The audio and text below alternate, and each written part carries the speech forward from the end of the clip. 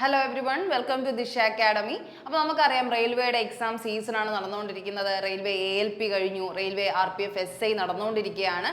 അതുപോലെ തന്നെ നമ്മുടെ RRB JEയുടെ ആപ്ലിക്കേഷൻ്റെ കാര്യങ്ങളും അതൊക്കെ വന്നു തുടങ്ങിയിട്ടുമുണ്ട്. അപ്പോൾ ഓരോ എക്സാംസ് ആയിട്ട് അവരിങ്ങനെ നടത്തിക്കൊണ്ടിരിക്കുകയാണ്. അതിൻ്റെ ഇടയ്ക്കാണ് അനാലിസിസ് ഒന്നും ചെയ്യാൻ പാടില്ല എന്ന് പറഞ്ഞ് റെയിൽവേ എന്തും ചെയ്തു, ഒരു നോട്ടീസ് അവർ പബ്ലിഷും ചെയ്തു. അതുകൊണ്ട് നമുക്ക് കൂടുതൽ അനാലിസിസിൻ്റെ കാര്യവും എങ്ങനെയാണ് എക്സാംസ് എന്നുള്ള ഒരു കാര്യം കൂടുതൽ നമുക്ക് ഡീറ്റെയിൽ ആയിട്ട് പറയാൻ പറ്റില്ല. പക്ഷേ നിങ്ങൾക്ക് കുറച്ച് കാര്യം നമുക്ക് പറഞ്ഞു തരാൻ പറ്റുന്നതെന്ന് പറഞ്ഞു കഴിഞ്ഞാൽ ഈ വരുന്ന ഒരു പാറ്റേൺ ഉണ്ട്. കാരണം നമുക്ക് 5 വർഷം മുന്നെയാണ് ആദ്യത്തെ ഈ കഴിഞ്ഞ എക്സാംസുകളെല്ലാം എന്ത് ചെയ്യുന്നത് മുന്നേ നടന്നിട്ടുള്ളത്.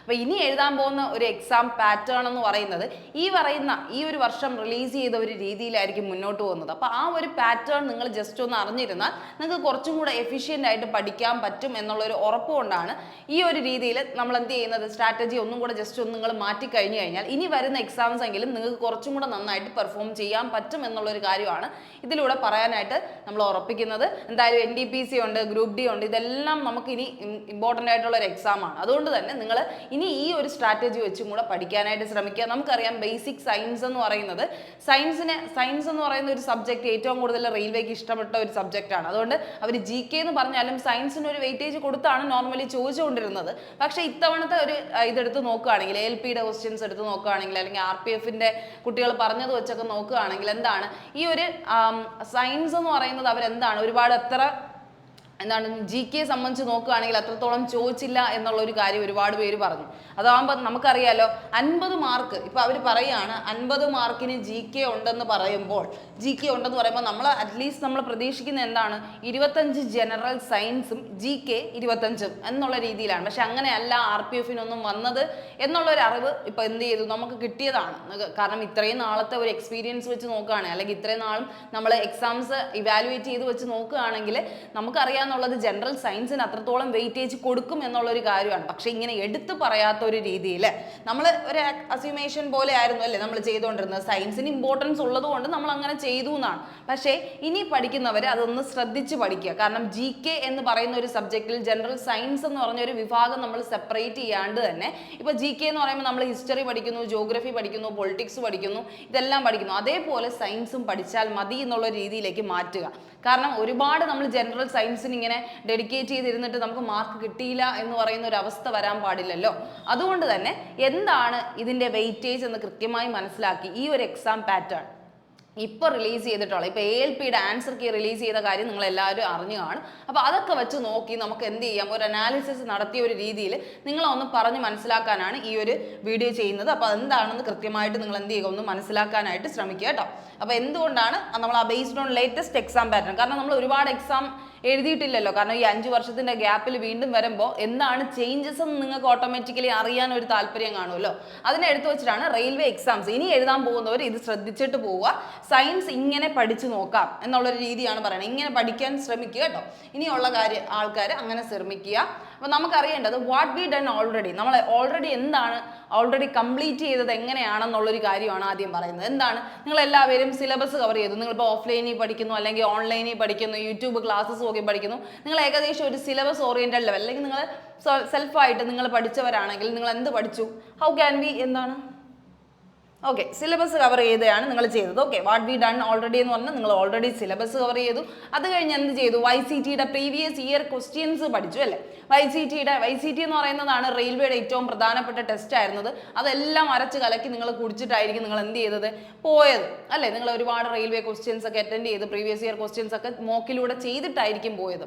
എന്നിട്ടും എന്തുകൊണ്ട് നിങ്ങൾക്ക് എന്ത് ചെയ്യാൻ പറ്റിയില്ല, നിങ്ങൾ എല്ലാവരും ഒരുപാട് സ്റ്റുഡൻസ് പറഞ്ഞതാണ്, അയ്യോ അങ്ങനെയൊന്നും അല്ല, ജനറൽ സയൻസ് വന്നത് കുറച്ച് ടഫായിരുന്നു, അല്ലെങ്കിൽ അത്രത്തോളം വെയിറ്റേജ് ഇല്ലാതെയാണ് സയൻസ് വന്നതെന്നൊക്കെ പറഞ്ഞതുകൊണ്ടാണ് ഇതെടുത്ത് പറയുന്നത് കേട്ടോ. അപ്പോൾ ഇവിടെ പറയുന്നുണ്ട് ഓക്കെ സിലബസ് കവർ ചെയ്തു, YCT previous year questions cover ചെയ്തു. അത് കഴിഞ്ഞ് നിങ്ങൾ മോക്ക് ടെസ്റ്റുകൾ, ഒരുപാട് മോക്ക് ടെസ്റ്റ് അറ്റൻഡ് ചെയ്ത് കാണുമല്ലോ. നിങ്ങൾ മോക്ക് ടെസ്റ്റുകൾ അറ്റൻഡ് ചെയ്തിട്ട് അതിലെ സ്കോർ ഇവാലുവേറ്റ് ചെയ്തപ്പോൾ നിങ്ങൾക്ക് സയൻസ് കൊള്ളാം, നന്നായിട്ട് നിങ്ങൾ ചെയ്തിട്ടുണ്ടെന്ന് നിങ്ങൾക്ക് വിശ്വാസം ഇട്ടിട്ടാണ് നിങ്ങൾ പോയതല്ലേ. അതുപോലെ തന്നെ പ്രീവിയസ് ഇയർ പല എക്സാം അനാലിസിസുകൾ നിങ്ങൾ കണ്ടിട്ടുണ്ടാവും. യൂട്യൂബിൽ തന്നെ പല ക്ലാസ്സസ് നിങ്ങൾ കണ്ടിട്ടുണ്ടാവും. അങ്ങനെയൊക്കെ ഒരുപാട് ക്വസ്റ്റ്യൻസ് കവർ ചെയ്ത് പോയിട്ടും എന്തുകൊണ്ട് നിങ്ങൾക്ക് മാർക്ക് സ്കോർ ചെയ്യാൻ പറ്റില്ല? Then why we score less in science, എന്തുകൊണ്ട് നിങ്ങൾ സയൻസിൽ സ്കോർ കുറവായിട്ട് തോന്നി നിങ്ങൾക്ക്? കാരണം നിങ്ങൾ നോക്കിയപ്പോൾ GK കാലും വെയിറ്റേജും കുറവാണ്. അതുപോലെ തന്നെ ജനറൽ സയൻസ് ചോദിച്ചതൊന്നും ഒരുപാട് അങ്ങോട്ട് അറ്റൻഡ് ചെയ്യാൻ പറ്റാത്ത ഒരവസ്ഥ വന്നത് എന്തുകൊണ്ടെന്നുള്ളൊരു കാര്യമാണ് പറയുന്നത്. ന്യൂ പാറ്റേണും അതുപോലെ തന്നെ ന്യൂ ക്വസ്റ്റ്യൻസും ആയതുകൊണ്ടാണ് നിങ്ങൾക്ക് അവിടെ ഒരു ഡിഫിക്കൽട്ടി തോന്നാൻ കാരണം. എന്തുകൊണ്ടാണ്? ന്യൂ പാറ്റേൺ വന്നു. കാരണം നമുക്കറിയാലോ 5 വർഷം മുമ്പേ കണ്ട ഒരു ക്വസ്റ്റ്യൻസ് ആ ഒരു നിലവാരത്തിൽ നമ്മൾ പഠിച്ചു പോയി. നമ്മൾ അതിൻ്റെ ഒരു ബേസിൽ നമ്മൾ എന്ത് ചെയ്തു, ഈ ഓരോ ക്വസ്റ്റ്യൻസ് എന്ത് ചെയ്തു, റിവൈസ് ചെയ്ത് പോയി. പക്ഷേ അങ്ങനെയല്ല ഇപ്പോൾ വന്നതെന്നുള്ളൊരു കാര്യമാണ് ഇപ്പോൾ നമുക്ക് മനസ്സിലാക്കാൻ കഴിയുന്നതല്ലേ. നിങ്ങൾ ശ്രദ്ധിച്ചു നോക്കിയാൽ അറിയാം. നിങ്ങൾ അല്ലെങ്കിൽ ALP ആൻസർ കീ നിങ്ങൾക്ക് തന്നെ ഡയറക്റ്റ് ചെക്ക് ചെയ്യാം. ആൻസർ കീ റിലീസ്ഡ് ആണ്, ഇനി എഴുതാൻ പോകുന്നത് കേട്ടോ. ഇനി നമുക്കിപ്പം കഴിഞ്ഞവർക്ക് ഒന്നും ചെയ്യാൻ പറ്റില്ല. നമുക്ക് ഇത് ഫസ്റ്റ് ഒരു ട്രയൽ പോലെയാണ് അല്ലേ, നമുക്ക് എപ്പോഴും അങ്ങനെയാണ്. അപ്പോൾ നിങ്ങൾ മനസ്സിലാക്കേണ്ട കാര്യം, ഇനിയുള്ള എക്സാംസ് എങ്കിലും നിങ്ങളിപ്പോൾ റെയിൽവേ എന്ന് പറഞ്ഞിരിക്കുന്നവർ പല എക്സാംസിനും കൊടുക്കുമല്ലോ, ഇനിയുള്ള റെയിൽവേ എക്സാംസ് എങ്കിലും നിങ്ങൾ ആ ഒരു ഫോക്കസ് പോയിന്റ് കൃത്യമായി മനസ്സിലാക്കുക. ഈ പാറ്റേണിൽ പഠിച്ചു പോയി കഴിഞ്ഞാൽ നിങ്ങൾക്ക് കുറച്ചും കൂടെ നന്നായിട്ട് സ്കോർ ചെയ്യാം. ഈ ഒരു സ്കോറിംഗ് ലെവൽ നിങ്ങളിപ്പോൾ ഇത്രയും നാൾ പഠിച്ചത് വേസ്റ്റ് ആയെന്നുള്ളൊരു കാര്യമല്ല പറയുന്നത്. നിങ്ങൾ പഠിച്ചത് കറക്റ്റാണ്, ഇനി എന്ത് ചെയ്യുക, അഡീഷണൽ ആയിട്ട് എന്തും കൂടെ ചെയ്യാന്നുള്ളൊരു കാര്യമാണ് പറയുന്നത് കേട്ടോ. അപ്പോൾ ന്യൂ പാറ്റേൺ ആൻഡ് ക്വസ്റ്റ്യൻസ് വന്നു. അപ്പോൾ ഇനി എങ്ങനെ, how can we score better in upcoming exams? ഇനി വരാൻ പോകുന്ന എക്സാംസുകളിൽ എങ്ങനെ ബെറ്റർ ആയിട്ട് സ്കോർ ചെയ്യാം, ഇനി വരാൻ പോകുന്ന എക്സാംസുകളിൽ എങ്ങനെ നിങ്ങൾക്ക് കുറച്ചും കൂടെ, നിങ്ങളിപ്പോൾ ഓൾറെഡി സെറ്റാണ്, സയൻസിൽ ഓൾറെഡി ഓക്കെ ആണ്, പക്ഷെ എങ്ങനെ അതിൽ കുറച്ചും കൂടെ മാർക്ക് നേടാം എന്നുള്ളൊരു കാര്യമാണ് പറയുന്നത് കേട്ടോ. Follow the latest pattern and analyse the core portions. നിങ്ങൾ എന്ത് ചെയ്യുക, ലേറ്റസ്റ്റ് പാറ്റേൺ ഫോളോ ചെയ്യണം. അതാണ് ഏറ്റവും ഫസ്റ്റ് ആയിട്ട് ചെയ്യേണ്ടത്. നമ്മൾ 5 വർഷം മുന്നേ പഠിച്ചൊരു പാറ്റേൺ ആയിരിക്കില്ല ഇപ്പോൾ റെയിൽവേ എന്ത് ചെയ്യുന്നത്, കീപ്പപ്പ് ചെയ്ത് പോകാൻ ശ്രമിക്കുന്നത്. നിങ്ങൾക്ക് അറിയാമല്ലോ, ഈ റെയിൽവേ ബോർഡിലൊക്കെ ഓരോ കാര്യങ്ങൾ നോക്കാതിരിക്കുന്നവർ, പണ്ടത്തെ ആൾക്കാർ തന്നെ ഇപ്പോഴും ക്വസ്റ്റ്യൻ ഇടണമെന്നില്ല. പുതിയ ആൾക്കാർ വരുമ്പോൾ ആ ക്വസ്റ്റ്യൻ്റെ നിലവാരത്തിനും ചേഞ്ച് വരും, ആ സ്റ്റാൻഡേർഡ് മാറും, അതിൻ്റെ ക്വാളിറ്റി മാറും, പല രീതിക്ക് ആ ഒരു ക്വസ്റ്റ്യന് ചേഞ്ചസ് ഉണ്ടാവും. ഓരോ ആൾക്കാർ മാറുമ്പോൾ ആ ചേഞ്ച് ഉണ്ടാവും. അപ്പോൾ അതെങ്ങനെയാണെന്ന് നിങ്ങൾ ഇപ്പോഴത്തെ ഈ ഒരു റിസൻറ്റ് ടൈമിൽ നിൽക്കുന്ന എക്സാം അനലൈസ് ചെയ്തിട്ടേ കാര്യമുള്ളൂ. അല്ലാതെ മുന്നത്തെ ഇനി പോയി ചെയ്തിട്ട് ഒരു കാര്യമില്ല. നിങ്ങൾ മുന്നത്തെ ഓൾറെഡി സെറ്റാക്കി വെച്ച് കഴിഞ്ഞാൽ നിങ്ങൾക്ക് എന്ത് ചെയ്യാം, നിങ്ങൾ ഓൾറെഡി സെറ്റാണ്. ആ പഴയ സിലബസും മോക്കുകളും അതൊക്കെ ചെയ്യുന്നതിൽ ഒരു തെറ്റുമില്ല. അതെല്ലാം ചെയ്ത് കഴിഞ്ഞിട്ട് ഇനി ചെയ്യാനുള്ള പോർഷനും കൂടെയാണ് നിങ്ങളുടെ അടുത്ത് പറയുന്നത്. അതും കൂടെ ചെയ്ത് കഴിഞ്ഞാൽ നിങ്ങൾക്ക് കുറച്ചും കൂടെ കോൺഫിഡൻസ് ആയി, നിങ്ങൾക്ക് കുറച്ചും കൂടെ സ്കോർ ചെയ്യാൻ പറ്റും എന്നുള്ളൊരു കാര്യമാണ് പറയുന്നത്. Follow the latest pattern and analyse the core portion. ആ കോർ പോർഷൻ നിങ്ങൾ എന്ത് ചെയ്യുക, അനലൈസ് ചെയ്യാനായിട്ട് ശ്രമിക്കുക. എവിടെ നിന്നാണ് ആ ക്വസ്റ്റ്യൻസ് എടുത്തിട്ടുള്ളത്, അനലൈസ് ദ കോർ പോർഷൻസ്. ഏതാണ് അതിൻ്റെ മെയിൻ പോർഷൻസ്, എവിടെ നിന്നാണ് അവർ ക്വസ്റ്റ്യൻസ് എടുത്തിട്ടുള്ളത് എന്നുള്ളൊരു കാര്യം കൃത്യമായിട്ട് മനസ്സിലാക്കുക. അതിൻ്റെ അവർ ഓരോ കോർ പോർഷൻസ് ഡിവൈഡ് ചെയ്യും. കാരണം ഇത്രയും വാസ്റ്റായിട്ട് സയൻസ്, ഫിസിക്സ്, ബയോളജി, കെമിസ്ട്രി എന്ന് പറഞ്ഞ് കിടക്കുമ്പോൾ എവിടെ നിന്നാണ് ആ ക്വസ്റ്റ്യൻസ് എടുക്കുന്നത് എല്ലാം കൂടെ ചോദിക്കാൻ പറ്റില്ല. നിങ്ങൾക്ക് അറിയാമല്ലോ, നിങ്ങൾ 10ൽ പഠിച്ചു, +1 പഠിച്ചു, +2 പഠിച്ചു, ഈ സയൻസ് ഒക്കെ തന്നെയാണ് ചോദിക്കുന്നത്. ബട്ട് നമ്മൾ എത്രയെന്ന് പറഞ്ഞാൽ ഒരു ടെസ്റ്റൊക്കെ കംപ്ലീറ്റ്ലി വായിക്കുക എന്ന് പറഞ്ഞാൽ പോസിബിൾ ആണോ? അപ്പോൾ നമ്മൾ എന്ത് ചെയ്യണം, ആ കോറായിട്ട് എവിടെ നിന്നാണ് അവർ ആ ക്വസ്റ്റ്യൻസ് എടുത്തിരിക്കുന്നത്, ഏത് ചാപ്റ്ററിൽ നിന്നാണെന്നുള്ളൊരു കാര്യം നിങ്ങൾ മനസ്സിലാക്കണം. അത് മനസ്സിലാക്കിയാലേ നിങ്ങൾക്ക് അത് തന്നെ എന്ത് ചെയ്യാൻ പറ്റുള്ളൂ, പഠിക്കാനായിട്ട് പറ്റും. ആ ഡെപ്തിൽ നിന്ന് മാത്രമേ അവർ ചോദിക്കൂ എന്നുള്ളൊരു ചിന്താഗതി. അതാണ് കാരണം നമുക്ക് പ്രീവിയസ് ഇയറിൽ അനാലിസ് ചെയ്യുമ്പോൾ നമുക്ക് അങ്ങനെയാണ് മനസ്സിലാവുന്നത്. അപ്പോൾ ആ ഒരു രീതിയിൽ തന്നെയായിരിക്കും ലേറ്റസ്റ്റ് പാറ്റേണും എന്ത് ചെയ്യുന്നത്, ഫോളോ അപ്പ് ചെയ്യുന്നത്. ഇനിയിപ്പോൾ പറയാൻ പോകുന്ന ഗ്രൂപ്പ് ഡി ആണെങ്കിലും ജനറൽ സയൻസിന് സെപ്പറേറ്റ് മാർക്കുണ്ട്. 25 മാർക്ക് ജനറൽ സയൻസിന് മാത്രമാണ്. NTPC ആയിക്കോട്ടെ, ജനറൽ സയൻസിന് പ്രത്യേകം എന്ത് ചെയ്യുന്നുണ്ട്, വെയിറ്റേജ് ഉണ്ട്. അപ്പോൾ ആ രീതിയിൽ ജനറൽ സയൻസിന് ഇനി മാർക്ക് പോകാൻ നമ്മൾ അനുവദിക്കരുത്. ടെക്നീഷ്യൻ ആയിക്കോട്ടെ, എന്തൊരു എക്സാം ആയിക്കോട്ടെ, നമ്മൾ എന്ത് ചെയ്യുക, കുറച്ചും കൂടെ ഇമ്പോർട്ടൻസ് ഏതിന് കൊടുക്കുക, ജനറൽ സയൻസിന് പഠിക്കണം എന്നുള്ളൊരു കാര്യം നമ്മൾ ഇത്രയും നാളും പറഞ്ഞിട്ടുണ്ട്. നിങ്ങൾ ആ ഒരു രീതിയിൽ പഠിച്ചിട്ടും ഉണ്ടാവും. അപ്പോൾ ഇനി എന്തും കൂടെ ചെയ്യാം എന്നുള്ളൊരു കാര്യമാണ് പറയുന്നത്. അപ്പോൾ കോർ പോർഷനും അറിയണം, ലേറ്റസ്റ്റ് എക്സാം പാറ്റേൺ നിങ്ങൾ റിവ്യൂ ചെയ്യണം. അത് ചെയ്യാനായിട്ടാണ് ALPയുടെ ആൻസർ കീ റിലീസ് ആയിട്ടുണ്ട്. അപ്പോൾ നിങ്ങൾ എല്ലാവരും ALP ആൻസർ കീ ഒന്ന് എന്ത് ചെയ്യുക, ചെക്ക് ചെയ്യുക, എങ്ങനത്തെ ടൈപ്പ് ക്വസ്റ്റ്യൻസ് ആണ് വന്നതെന്നുള്ളൊരു കാര്യം ചെയ്യുക.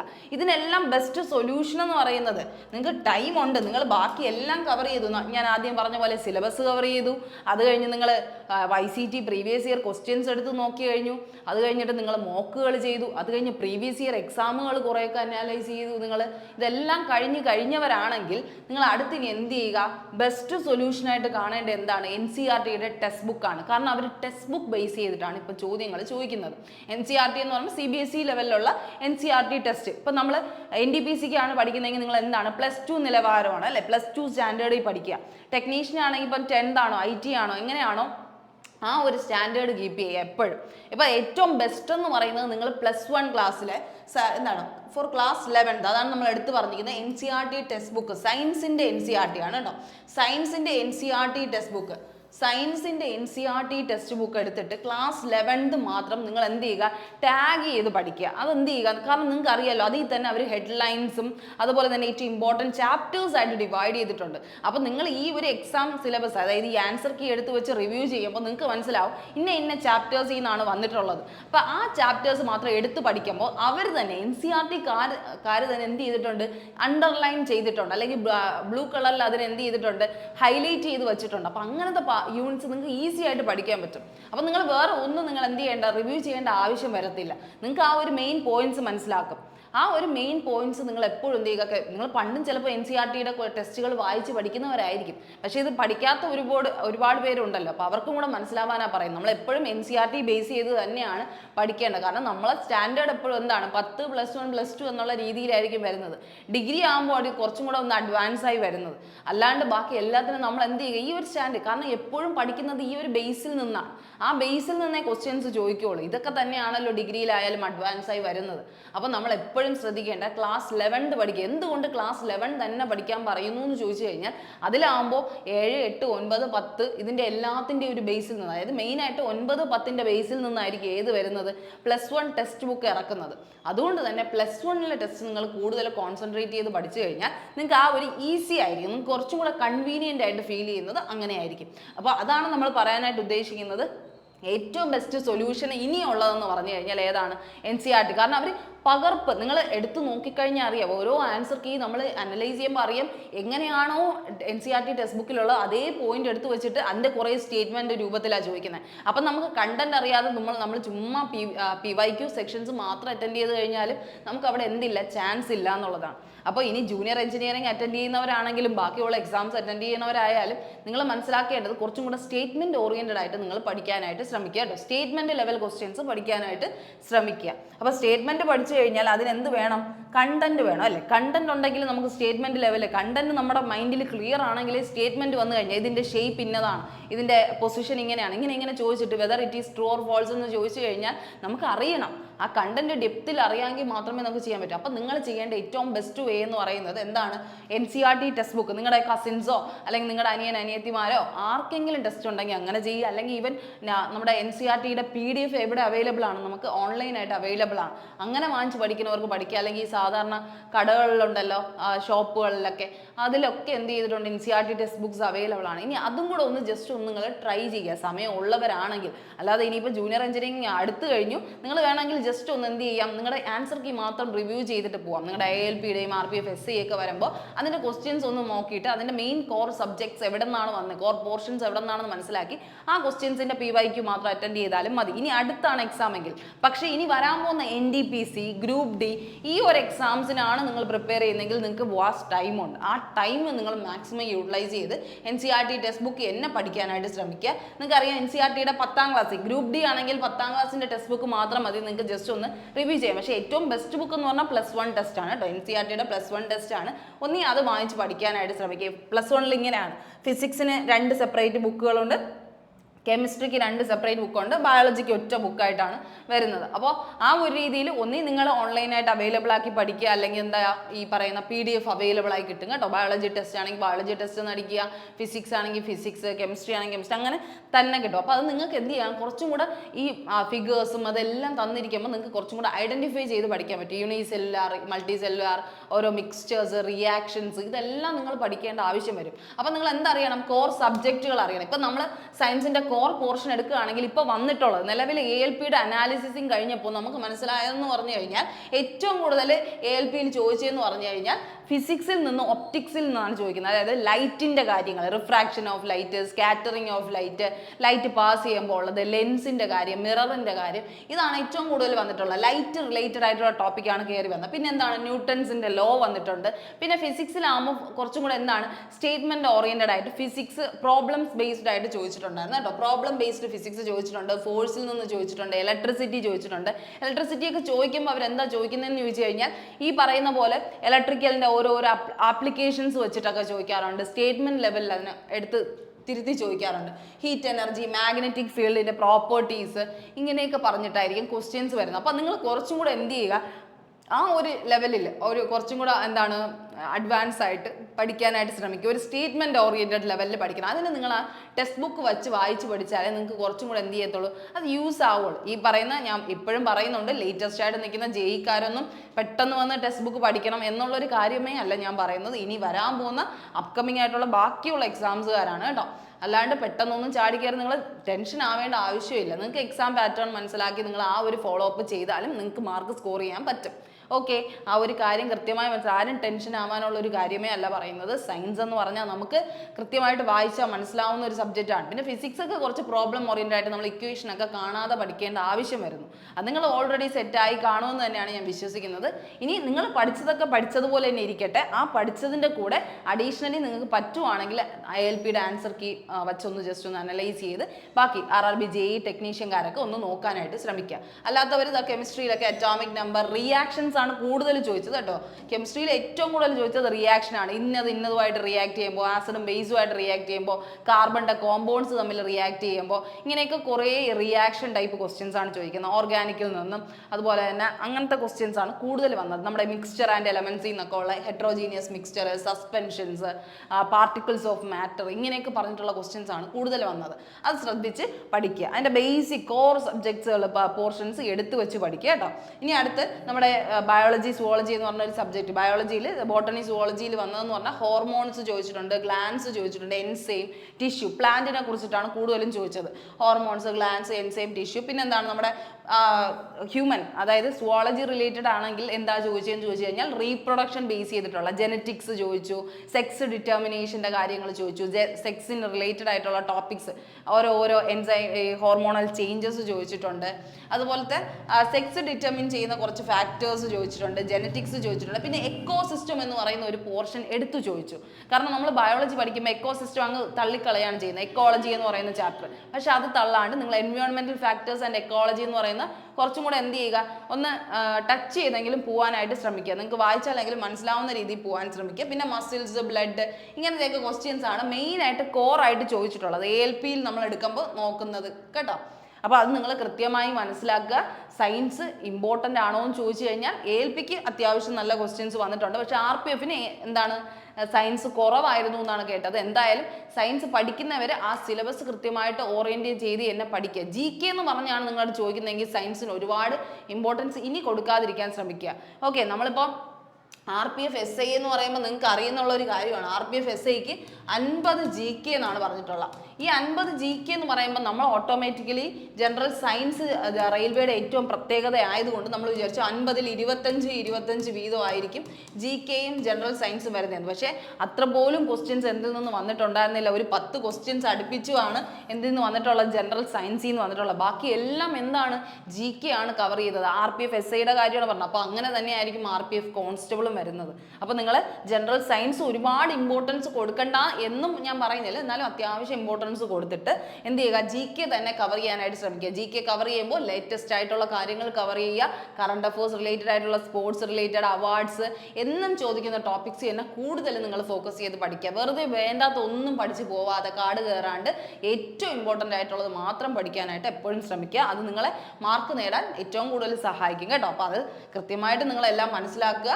അപ്പോൾ നന്നായിട്ട് പഠിക്കുക കേട്ടോ. നിങ്ങൾ നന്നായിട്ട് പഠിക്കുക. അതുപോലെ തന്നെ നമ്മുടെ 10ാം ക്ലാസ് യോഗ്യതയിലുള്ള വീട്ടിലിരുന്ന് വരെ പഠിക്കാൻ പറ്റുന്ന RRB ഗ്രൂപ്പ് D എക്സാമിനേഷൻ്റെ കോഴ്സ് നമ്മൾ ലോഞ്ച് ചെയ്തിട്ടുണ്ട്, ദിശ അക്കാഡമി. അപ്പോൾ അത് എത്രയാണ്, നമ്മുടെ ഡിസംബർ 11 തൊട്ടാണ് ക്ലാസ് പോകുന്നത്. ലൈവ് സെഷൻസ് ആണ്, സ്പെഷ്യൽ ഓൺലൈൻ ബാച്ച് ആണ്. അതിൻ്റെ റേറ്റ് എന്ന് പറയുന്നത് നമുക്ക് സ്പെഷ്യൽ ഓഫറിൻ്റെ അനുസരിച്ച് 3000 റുപ്പീസിനാണ് ഈ കോഴ്സ് എന്ത് ചെയ്യുന്നത്, നമ്മളിപ്പോൾ സെയിൽ ചെയ്യുന്നത്. അപ്പോൾ നിങ്ങൾ എന്ത് ചെയ്യുക, കൃത്യമായിട്ട് നിങ്ങൾ മനസ്സിലാക്കുക. 10ാം ക്ലാസ് യോഗ്യതയിലുള്ള ഒരു എക്സാമിനേഷൻ ആണ്. അതൊരു കൃത്യമായ പാറ്റേൺ കിട്ടിക്കഴിഞ്ഞാൽ നിങ്ങൾക്ക് പഠിക്കാൻ പറ്റുന്നതേ ഉള്ളൂ. അപ്പോൾ ഗ്രൂപ്പ് D എന്തായാലും ലാസ്റ്റ് ആയിട്ട് അവർ ഫൈനലായിട്ട് വിളിക്കാൻ പോകുന്ന എക്സാം ആണ്. ഇനി എന്നാണ് അടുത്ത റെയിൽവേ എക്സാം എന്ന് നമുക്ക് പറയാൻ പോലും പറ്റില്ല. അപ്പോൾ അത്രയും ഇമ്പോർട്ടൻ്റ് ആയിട്ടുള്ള ഒരു എക്സാം ആയതുകൊണ്ട് തന്നെ നിങ്ങൾ എന്ത് ചെയ്യുക, നന്നായിട്ട് തീരുമാനമെടുത്ത് ഗ്രൂപ്പ് Dക്ക് നന്നായിട്ട് പെർഫോം ചെയ്യാനായിട്ട് ശ്രമിക്കുക. അപ്പോൾ അതിനെ ഏറ്റവും കൂടുതൽ ഹെൽപ്പ് ചെയ്യാൻ പറ്റുന്നത് ദിശ അക്കാഡമിക്കാണ്.